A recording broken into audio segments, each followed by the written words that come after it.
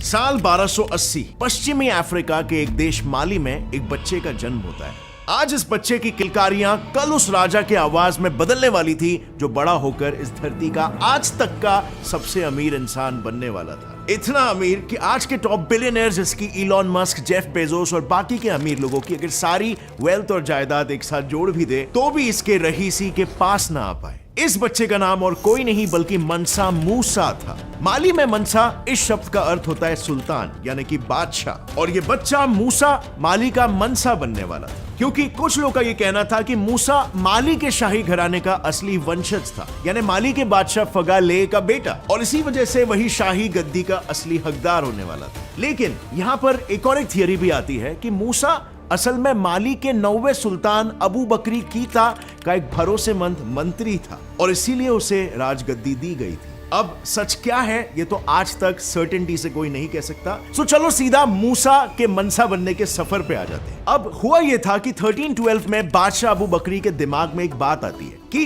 क्यों ना मेरे इस विशाल राज्य को और बढ़ाया जाए। और फिर क्या था, उन्होंने इस बात पर अमल करते 200 सैनिकों से भरी और 100 खाने पीने से भरी कश्तियों को अटलांटिक महासागर के छोर का पता लगाने भेज दिया, ताकि उस पार अगर कुछ हो तो उसके लोग उस जमीन पर भी कब्जा करके अपने साम्राज्य को और बढ़ा सकते। पर ऐसा कुछ हुआ ही नहीं। इन कश्तियों को वहां पर जाकर काफी वक्त गुजर गया था और ना ही कोई इंसान वापस आया और ना ही कोई कश्ती। 300 कश्तियां वहां पर गई थी और एक लौटकर वापस नहीं आया था। बट एक दिन अचानक से एक कश्ती उन्हें वापस से लौटते हुए दिखाई देती। उसकी हालत बहुत ही बुरी थी और उसके वापस लौट आने के बाद जब उसके कप्तान से पूछा गया कि इस हालत का जिम्मेदार कौन है, तो उनके लफ्ज से बस एक ही चीज निकली, एक भयानक समुद्री चक्र। उस चक्र ने उनकी सारी कश्तियों को, उसके अंदर मौजूद सभी लोगों को और सारे खाने पीनों को अपने अंदर एक दानव के जैसे समेट लिया और वो अकेले इकलौते जैसे तैसे भी करके बचते बचाते वहां से भागने की। अब ये सुनते ही सुल्तान अबू बहुत ही निराश हुए कि वो ऐसे सिचुएशन में कुछ नहीं कर पाए, बस हाथ पे हाथ धरे बैठे थे। बट फिर भी इस हादसे के बाद भी वो अपने निर्णय पर बिल्कुल अटल थे कि समुद्र के उस पार उन्हें जाकर कब्जा करना ही करना है किसी भी हालत में, और इसीलिए इस बार उन्होंने खुद उसके पार जाने का फैसला किया। पर जाने से पहले सुल्तान ने मूसा को एक बहुत ही इंपॉर्टेंट जिम्मेदारी सौंपी और वो जिम्मेदारी थी पूरे माली के शासन को संभालने की, और वो भी एक राजा के अधिकारों के साथ। और बस फिर इसके बाद ही वो वहां से 3000 जहाजों के साथ निकल पड़े अटलांटिक की छोर की ओर। और उसके बाद वक्त बीता, साल बीते और सदियां बीत गई, पर अबू कभी वापस लौटकर नहीं आए। हर किसी ने एक पॉइंट के बाद उनके आने की आशाएं छोड़ दी, बट क्वाइट सरप्राइजिंगली उनके ना आने से माली शासन को कोई फर्क नहीं पड़ा। इनफैक्ट माली शासन अबू के समय तक तो अच्छा था ही, बट मूसा के आने के बाद यह अलग ही बुलंदियों को छूने लगा। एंड ऑफ कोर्स ये मूसा का कोई तुक्का उक्का नहीं था, बल्कि उसकी सोची समझी स्ट्रैटेजीज का नतीजा था। गद्दी पर आते ही मूसा ने सबसे पहले तो यह सोचा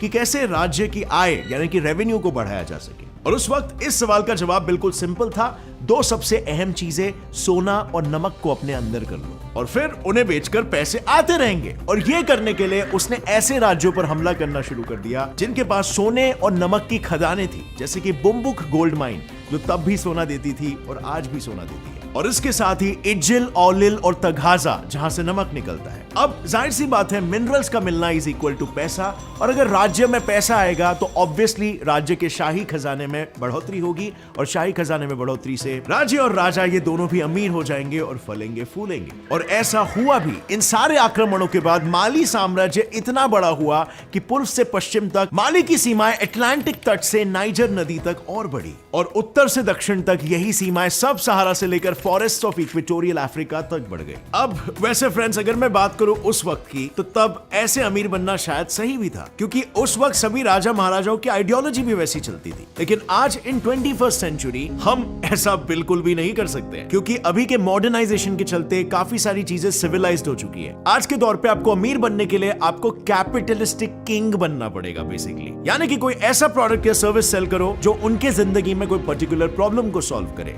लाइक ओला, ट्रैवलिंग का problem solved by offering satisfactory rides in affordable price. Zomato, delivering foods from different restaurants with discount and fast delivery. And not only this, आपको अपने कस्टमर का माइंडसेट भी समझना पड़ेगा। The Science of Getting Rich, इस book की सारी knowledge आपको ऑडियो फॉर्मेट में मिलेगी कुकू FM ऐप पर। कुकू एफएम एक ऐसा ऑडियो बुक प्लेटफॉर्म है जहां पर आपको सेल्फ एम्पावरिंग बुक्स के साथ ही finance, history, motivation, science, business, career, leadership ऐसे डिफरेंट जॉनरास की किताबें सुनने मिलेगी। और सबसे इंटरेस्टिंग बात है कि ये सभी रीजनल लैंग्वेज जैसे कि हिंदी में अवेलेबल है। आपके पास दिन में समय नहीं होता, कोई बात नहीं, कुकू एफएम पर आपको बुक समरीज भी मिलेंगे जहां पर उनके पास 5000 प्लस आज का नॉन फिक्शन कंटेंट अवेलेबल है। यानी कि सिंपली पुट, आप जब चाहो, जहां चाहो, जो बुक चाहो आराम से सुन सकते हो और नॉलेज ग्रहण कर सकते हो। इस ऐप का ईयरली सब्सक्रिप्शन वैसे तो 399 रुपीज है, लेकिन अगर आप मेरा कूपन कोड यूज करोगे GetSet50 या नीचे डिस्क्रिप्शन लिंक से क्लिक करके डाउनलोड करोगे तो आपको 50% डिस्काउंट मिलेगा, यानी 199 रुपीज में आपको इसका सालाना का सब्सक्रिप्शन मिलेगा।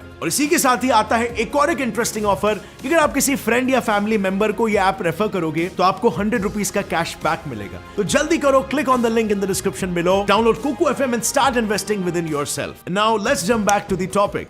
मनसा मूसा को अपने राज्य को ऊंचाइयों तक पहुंचाने में एक और एक चीज मदद कर रही थी, उसका धर्म इस्लाम।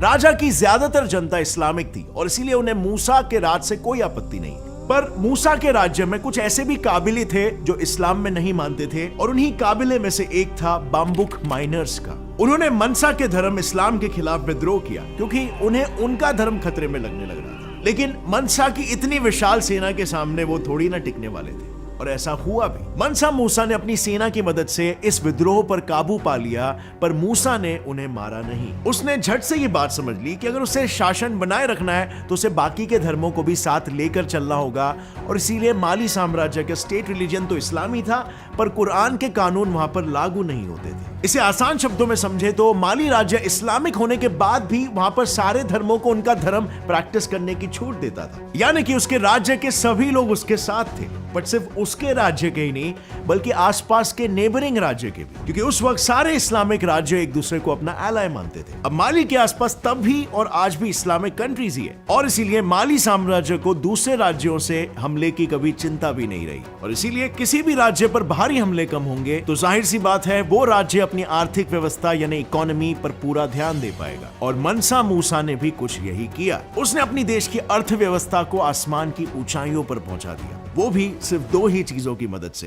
पहला टैक्स लगाकर और दूसरा ट्रिब्यूट लेकर। माली साम्राज्य की रहीजी और इतना बड़ा व्यापार सिर्फ 3 मुख्य चीजों की वजह से था, सोना, नमक और कोला, जो कि एक फल है। सोने की कीमत और मांग माली में तब भी और आज भी सेम ही है। इनफैक्ट आज माली अफ्रीका का 4th लार्जेस्ट और वर्ल्ड का 13th लार्जेस्ट गोल्ड प्रोड्यूसर है, और माली उस समय में भी यूरोप और मिडिल ईस्ट से ज्यादा सोना बना रहा था। पर इससे यह मत समझ लेना कि इसीलिए मूसा इतना अमीर था, ऐसा बिल्कुल मत समझना। माली में मौजूद कोई भी सोने की खदान मूसा या फिर माली शासन की कभी थी ही नहीं। तो फिर सवाल आता है कि मनसा मूसा को इनसे फायदा कैसे मिलता था? वेल, वो इसलिए क्योंकि उसने खदान से निकले सोने पर टैक्स लगा कर रखा था। उतना टैक्स कि ऐसा कहा जाता है पूरा माली साम्राज्य सिर्फ टैक्स के बल पर ही चलता था, और इसीलिए मूसा को कभी भी इन खदानों को अपने काबू में लाने की जरूरत पड़ी ही नहीं। इनफैक्ट मूसा ने तो इन खदानों की लोकेशंस को भी दुनिया की नजरों से सीक्रेट रखा था। माइनर कम्युनिटीज अपना सोना सूडान के मिडिलमैन को जरूरत की चीजों के बदले बेचते, और ये सूडानी जरूरत की चीजों को बाहर के ट्रेडर से खरीदते, और इस तरह से किसी बाहर वालों को इन माइंस का पता ही नहीं चलता। लेकिन दूसरी ओर नमक की खदानों और कोला फल भी माली की अर्थव्यवस्था में बहुत अहम भूमिका निभा रहे थे। अब ये नमक कोई खास नमक नहीं था, ये वही रोजमर्रा के खाने में डालने वाला नमक है, पर सिर्फ खाने में ही नहीं, सहारा जैसे रेगिस्तान में खाने की चीजों को खराब होने से बचाने में भी ये बहुत ही काम आता था। और इसीलिए उस वक्त नमक की कीमत भी सोने से कम नहीं थी। और कोला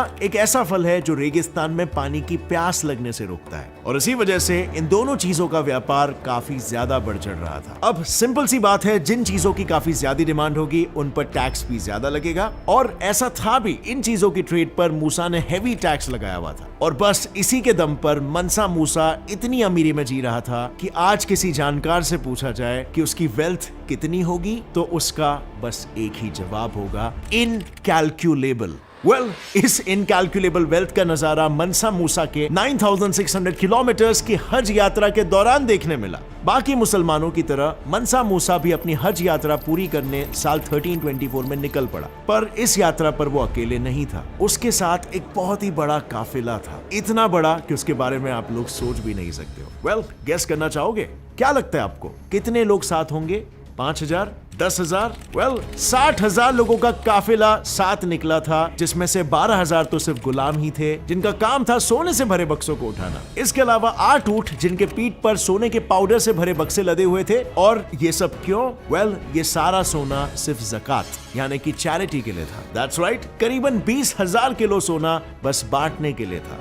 जैसे जैसे मूसा आगे बढ़ता, वो सोना उन जगहों पर सामने आए जरूरतमंदों के बीच बांटते जाता। इसके अलावा जहां भी उसका काफिला शुक्रवार को रुकता, उन जगहों पर उसने मस्जिदें बनवाई। इनफैक्ट सफर के दौरान मूसा की दूसरी बीवी को एक जगह पर रेगिस्तानी धूल से थोड़ी परेशानी हो गई थी, तो उसने उस जगह पर तुरंत ही एक इरिगेशन सिस्टम बनवा लिया। मूसा ने कायरो, मक्का और मदीना हर जगह पर 20-20 हजार सोने की ईंटें बांट दी। अब माइंड यू, आज तक बहुत सारे राजाओं ने दान दिए हैं, लेकिन इसने कितना बड़ा दान दिया था, ये बात आप इस फैक्ट से जान ही सकते हो कि उसके ज़कात की वजह से पूरे मिडिल ईस्ट और अफ्रीका में हाइपर इन्फ्लेशन आ गया था। इतना बड़ा इन्फ्लेशन कि सोने का भाव एक ही झटके में गिर गया। इंसानी इतिहास में यह पहली बार हुआ था कि किसी एक इंसान के दान के वजह से किसी रीजन में हाइपर इन्फ्लेशन आ गया। पर फिर उसके आगे सोने का भाव क्या हुआ, इसका पता इतिहास में दर्ज नहीं है। लेकिन इतनी दानवीर हरकतों के बाद भी माली साम्राज्य ज्यादा देर तक शिखर पर टिका नहीं। मूसा के मौत के बाद ही उसके सारे मंत्रियों ने बेईमानी करना शुरू कर दिया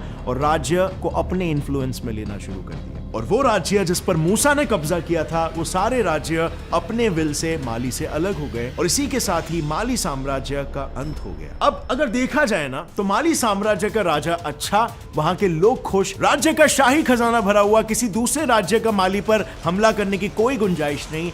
इसी वजह से माली साम्राज्य दुनिया में इतना अमीर हो पाया। अब आप मुझे बताओ, इस कहानी से आपको क्या सीखने मिलता है और हमारा देश इंडिया हिस्ट्री के इस एपिसोड से क्या चीजें इंप्लीमेंट कर सकता है? कमेंट सेक्शन में नीचे बताना। अगर ये वीडियो पसंद आया, एक लाइक जरूर ठोकना।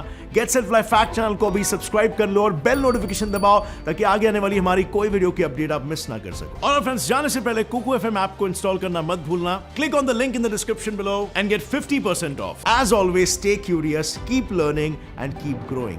जय हिंद।